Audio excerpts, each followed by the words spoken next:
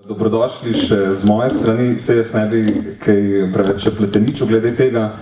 Samo dodal bi, da vsi ti filmi, ki so tukaj danes, ko bojo prikazani, se nam je tako obema zdeli, da izkazujejo neke tako formalne kot vsebinske zanimivosti, tudi radikalnosti in da bi bilo te avtorje vsekakor ful škoda spregledati in da računamo na njih v prihodnjih edicijah Feka.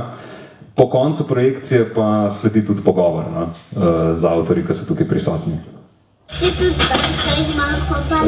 Ja, bomo se šli kopati, ja. Poj si, ti, ajde. Kako to, da si izbral glih njega?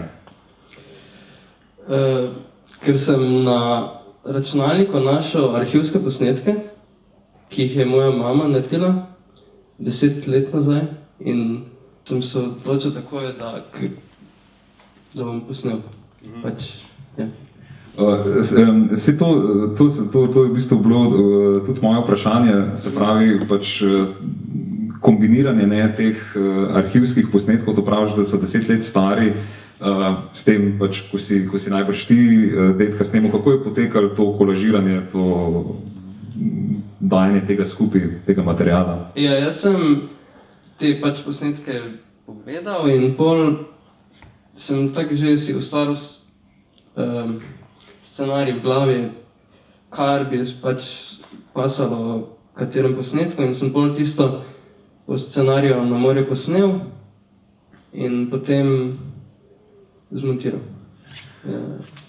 Tu sem te še hotel vprašati, glede na to, da ker je bila to moja prva misel, ko sem videl tvojo prijavo oziroma naslov tvojega filma, sem najprej mislil, da je to Vinči Vokanžlovar poslov, zato ker on pripravlja tudi film Dedek gre na jug, pa tudi v tejle Mladini zadnji, ko je bil napoved Feka, je to opazil tudi Marcel Štefančič. Tako da me zanima, ste z Vinčem slučajno kaj v navezi? Ne.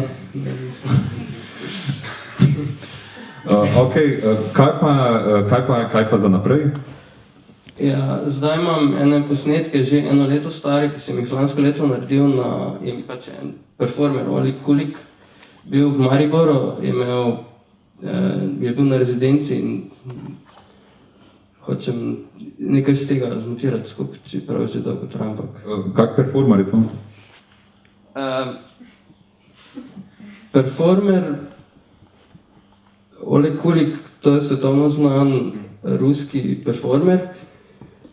Njegov najbolj znan performance je performance, kjer ponaša psa. Ja. Ok, dober teaser, no?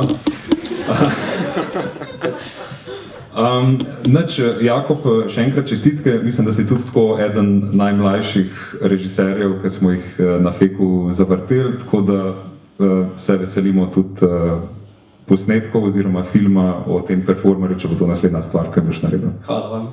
Hvala.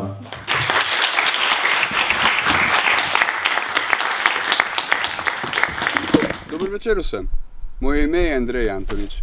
Predstavljam se virtualno, saj zaradi študijskih obveznosti v tujini se vam nisem mogel pridružiti nocoj.